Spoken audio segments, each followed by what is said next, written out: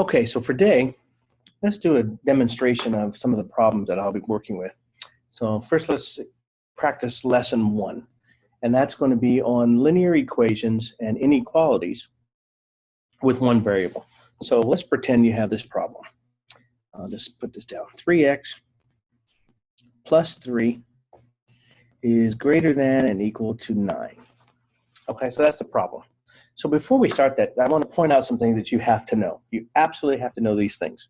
And that is these symbols, greater than and less than, the way that I remember them, and you have different techniques can be taught to you, but that is this. The point always goes to the smaller number. So the point always goes to the smaller number. That's the key for that, all right? Now, this is greater than and less than. And then you have other symbols. And another way of referring to these symbols is open circles, which means you don't include them, or parentheses, like that, which means you also don't include.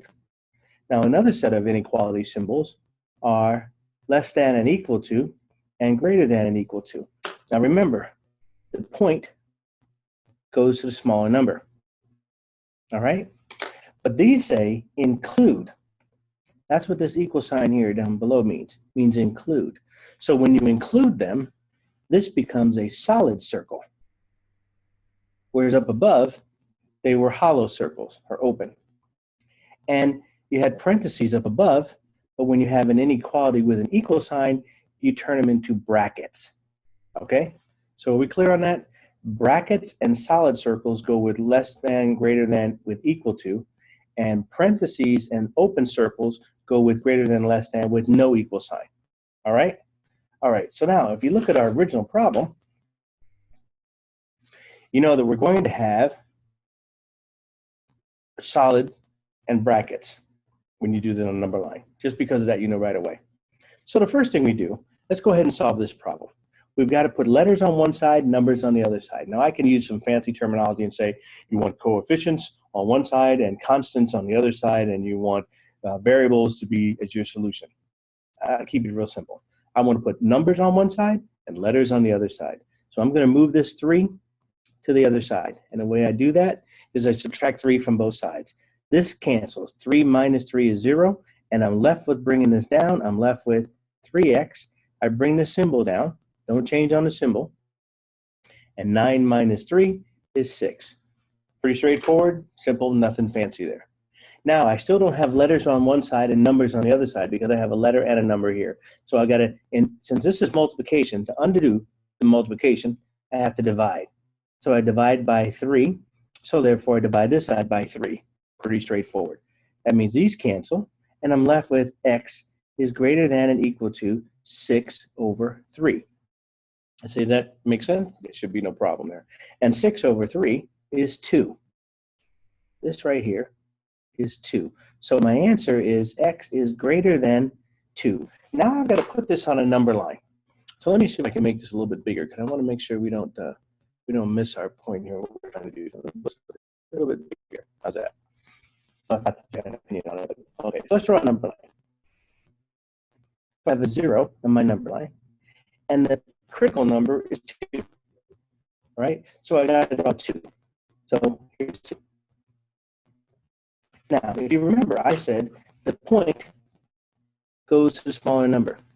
That means, to move this up a little bit, that means 2 is the smallest number, because the point is at a small number. So that means 2 is the smallest. Now, I also said up here that when I had those, I have brackets and open circles. So I'm going to include 2, so it's going to make it solid. But remember, 2 is the smallest number. That means everything else is greater than 2. So it can't go, the arrow cannot go in this direction because those are smaller than 2. Therefore, the arrow has to go in that direction because those are greater than 2. Does that make sense? And I can also do it with brackets. So I can also make it this way, a bracket at 2, and then it goes this direction. Does this make sense? Okay. Simple notation. Now we can also do it this way. We say this is 2, set notation, and it goes to 3, 4, 5, 6, 7, 8, 9, infinity.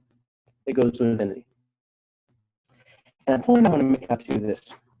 Infinity goes up here. Infinities always have parentheses.